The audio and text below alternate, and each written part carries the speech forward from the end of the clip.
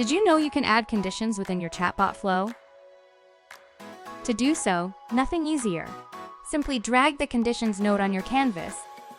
Using conditions is a powerful way to cover the entirety of your customer's journey when they interact with your flow. Click the Add Condition button to add your first condition. As you can see, conditions can be tags or data attributes. We will add many more conditions as we continue improving Rasayel. By adding multiple tags within the same condition, I can narrow down the subflow to very specific use case.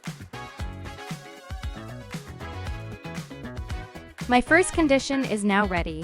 Let's create a second one where I can target my premium customers. I can do that easily by adding a data attribute condition. There's no limit to how many conditions you can add in your flow. In this example, I'll keep things simple with 2 conditions. When your conditions are ready, you can start building and connecting them to the rest of your flow.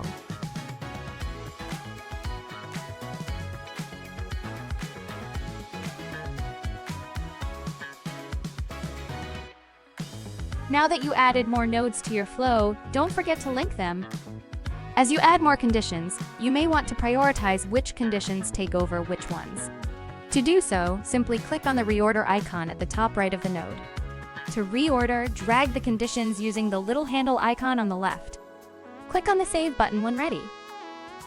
You can now go on and build the rest of your flow. To ensure your flow isn't excluding anyone or anything, don't forget to link messages from the fallback at the bottom of the node. That's it for conditions. See you in the next one.